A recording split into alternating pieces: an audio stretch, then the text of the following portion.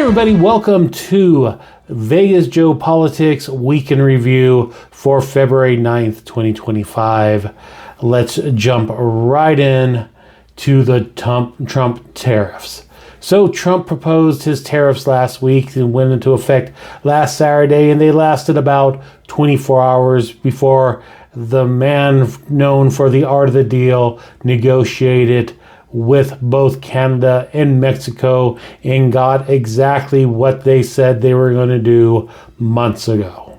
That's right. He froze the tariffs for 30 days on promises that Canada and Mexico both made that were already in place. So what did we gain? Well, I'll tell you what we did gain. We caused a lot of instability in the stock market early part of this week, as well as causing a lot of instability in our international relations with Mexico and with Canada. Again, this is another example of the classic narcissistic move where he started a problem, promoted this problem, and then claimed to solve the problem to get all the accolades and the kudos of being such a great negotiator, when at the end of the day, he really did nothing. He didn't negotiate anything. We are no better off than we were before, except for possibly the stock market falling some at the beginning of the week. Again, it was a whole lot of nothing that he's hanging his hat on and his supporters are claiming is a great victory, which at the end of the day really wasn't. Another thing they did this week is they tried to defund and cancel the United States Department of Aid, the USAID. This department, what it does, it provides aid throughout the world. We're talking everything from monitoring elections to make sure the elections are fair, AIDS clinics in Africa. One of the commenters in a video I made about this was talking about how the USAID was funding millions of dollars to bring Sesame Street to Iraq, and that I think that was a good use of America's taxpayers' money. I don't know if that's true or not, honestly, but if it is, yeah, I think it's a great use of taxpayers' money, because what it does is promotes understanding, it promotes cultural awareness across all cultures, and it teaches young people that just because we live in different countries or different religions, we don't have to be enemies. The best way to stop terrorism is to teach people who have the potential to become terrorists that the people of America, the children of America, are not their enemies. You may disagree with what our government does, but as us, as citizens of this country, just like as citizens of their country, just because of what their government's doing doesn't mean that we are 100% behind it.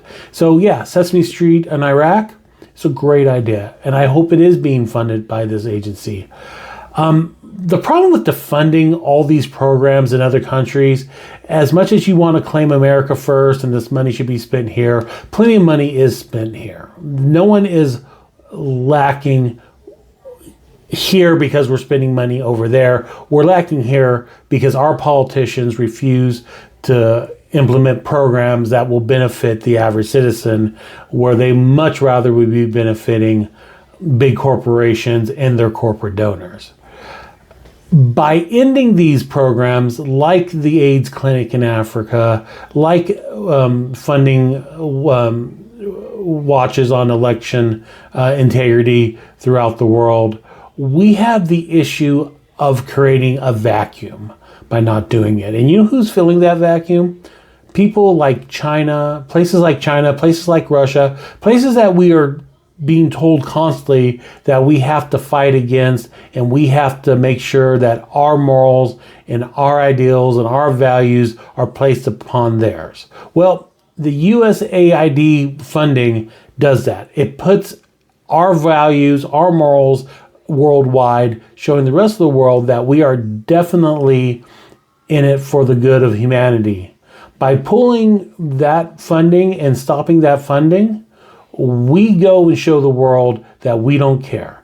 That opens up the opportunity for Russia and China to go in there and show they do care, winning the hearts and winning the minds of these other countries. So if it is so important that we spread our values worldwide, USAID is the organization that does that. And by defunding them and trying to eliminate them and laying off all their people and cutting their staff and cutting their workforce, all we are doing is, again, creating this power vacuum that's going to be filled by our rivals. Not a good look. And of course, this is all being conducted by Elon Musk and his Department of Government Efficacy, which is illegal. As much as you Trump supporters like to come in my comments and talk about how wonderful this is and what a great job Musk is doing, even if that was true, which it is not, this department was formed illegally. This is not a department that can exist in its current state. Governmental departments and agencies have to be formed by the U.S. Congress, the U.S. House of Representatives. The executive branch does not have the power to create new departments and new agencies. They have the power to name who's going to lead those agencies, as in naming a cabinet secretary, such as Marco Rubio as the Secretary of State leading the State Department. The executive branch did not create the State Department. The Congress created the State Department. And that's the same with every other department that's out there. So this DOGE, as they like to call it, which, by the way, they call it DOGE to promote the Bitcoin currency or the cryptocurrency that Elon Musk is attached to, which is the Dogecoin. All right. So let's not make mistakes on what this is. This is a power grab and a way to enrich himself. Musk has taken a team of young people that he has working in his other businesses and inserted them into our federal government and given them powers that they don't have the right to. These kids, whether they're doing good or bad, again, are illegally there. They don't have the proper clearance or the proper authorization to be doing what they're doing. And now what we're looking at is the Department, the USAID, the Department of Education, the Department of Treasury, all under the attack of Musk and his cronies, illegally. When our Congress people, our elected representatives, these are the people that we send to Washington to act on our behalf. When they have tried to enter these buildings at Treasury, at Education, they have been denied access. By who? We don't know. We don't know who these people are standing in front of these buildings denying our elected representatives access to these buildings. If you've seen the video of Maxine Waters and some of the other congressional delegates trying to get into the Department of Education on Friday, there's a gentleman standing in front of it, refusing entry, refusing to say who he is, where he's from, or what gives him the authority to refuse these people entry. And again, this is so blatantly illegal. This is an authoritarian power grab by the executive branch to limit the checks and balances that are prescribed by in the Constitution of our congressional authority to oversee these departments. By refusing our representatives entry to them, what we are doing is setting up a constitutional crisis, which we are now firmly in for the last 3 weeks. This has to be stopped. Everyone needs to be writing their congressmen, whether they're a Republican or Democrat, and keep pressure on them to keep fighting these fights.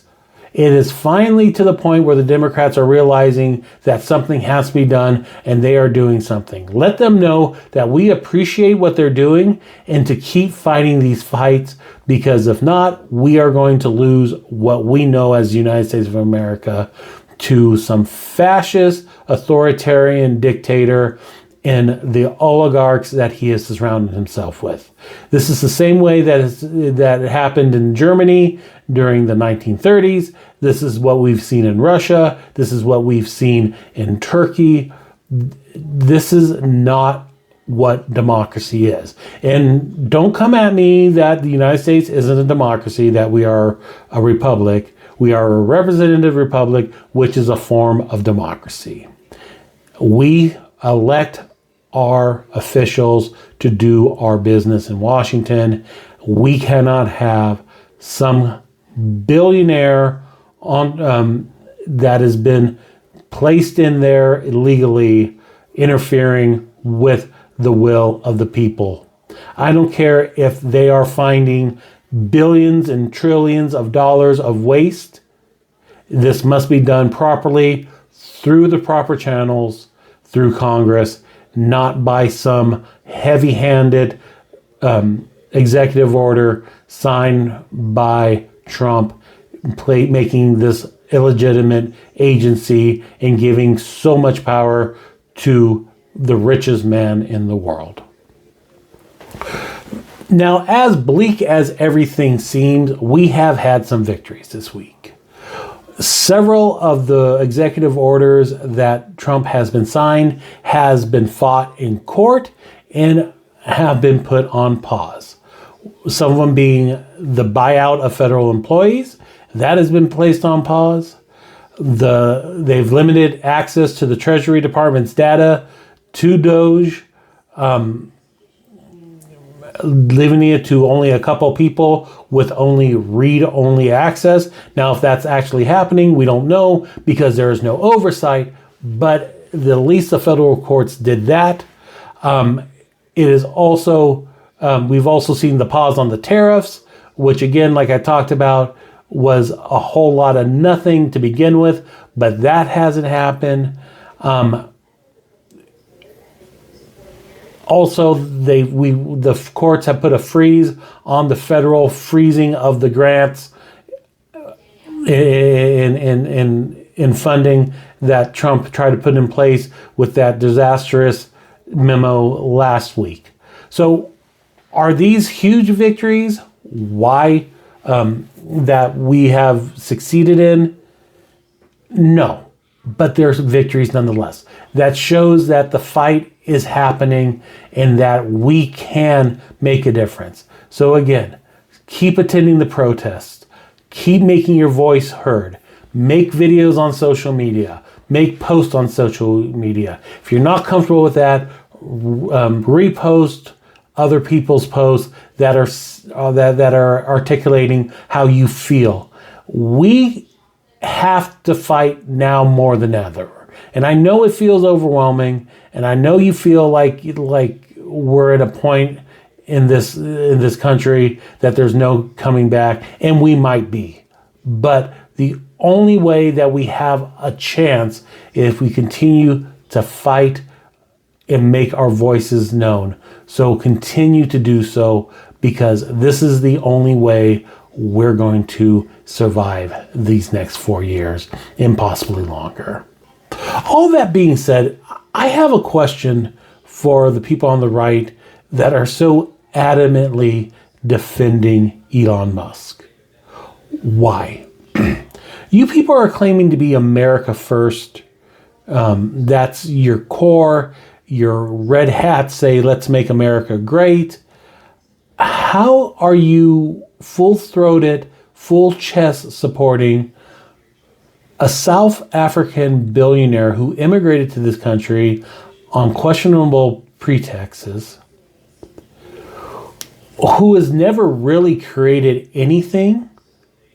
He has invested in and hostilely took over other companies who have seen their profits dip under his leadership, who has extensive ties with the Chinese Communist Party, which I was under the impression was a horrible thing, and that's why we have to ban TikTok, because of the Chinese Communist Party's influence on TikTok. Yet all you MAGAs are out there supporting this man who has deep ties to the Chinese Communist Party and the Chinese government because of his business interests. And at the end of the day, all he really cares about is his business interests. He doesn't really care about saving money for our government. He doesn't really care about government waste. He is looking for ways to cut funds from our government budget to help fund the extension of the Trump tax plan, to continue to give him more tax breaks.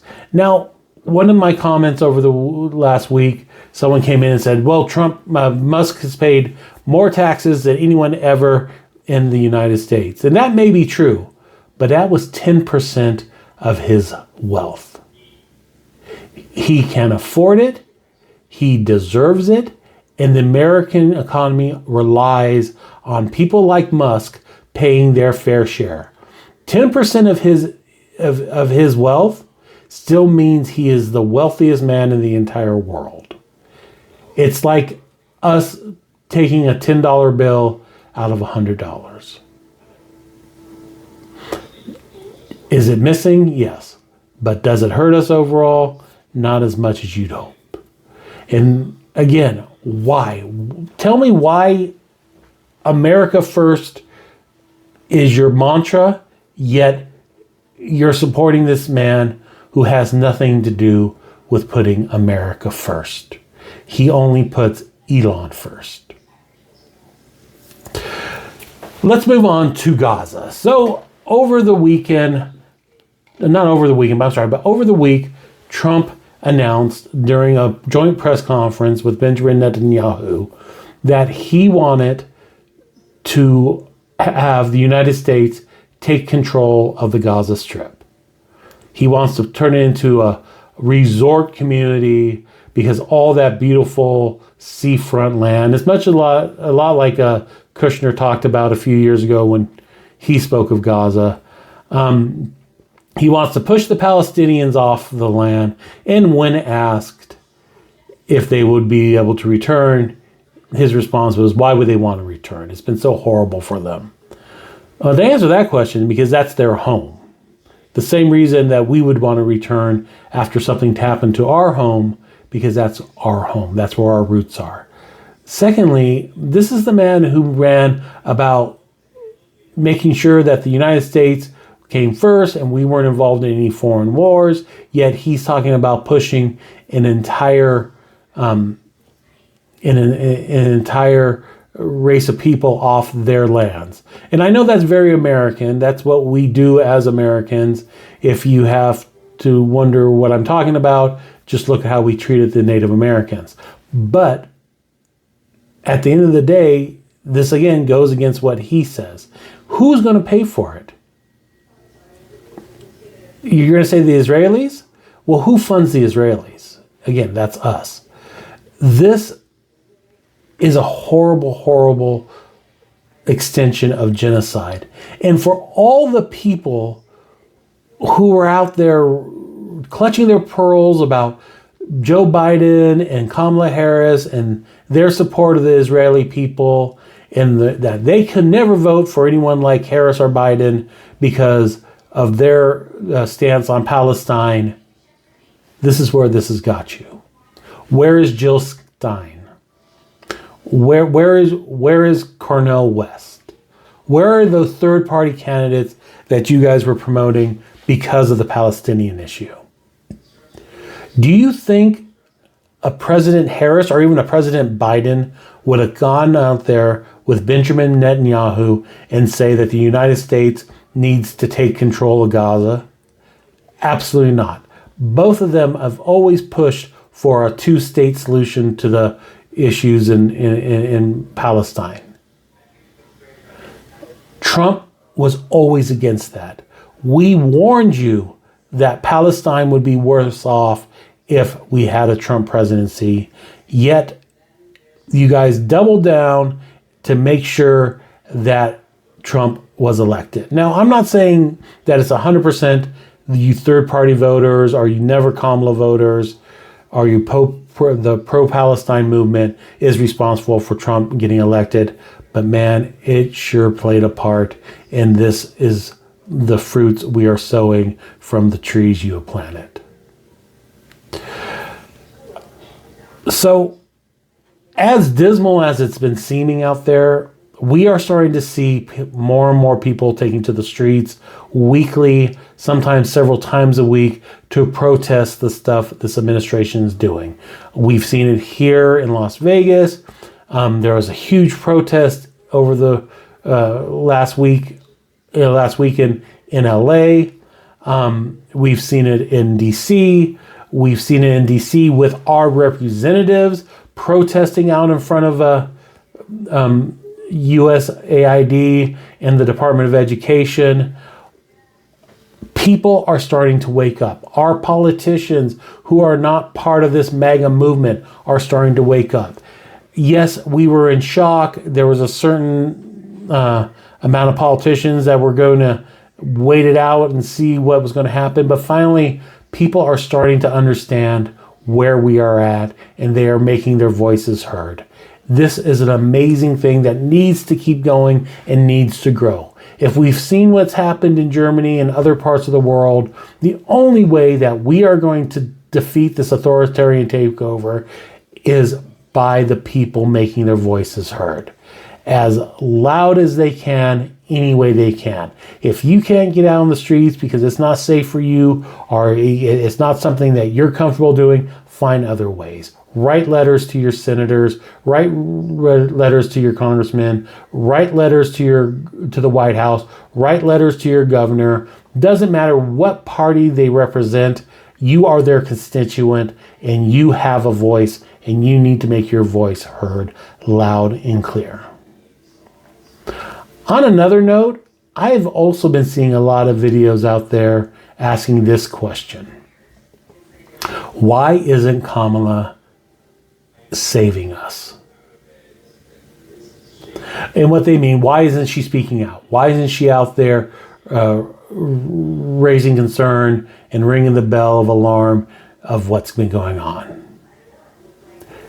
Did we forget from mid-July to early November, that's all she did?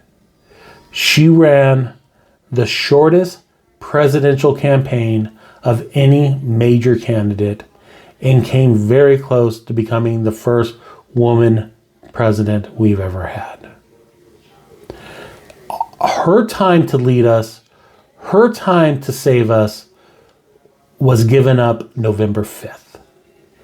And it was given up by people who felt that Donald Trump and his lies would do better for the American people, that Donald Trump was going to fix all that was wrong, every conflict in the world.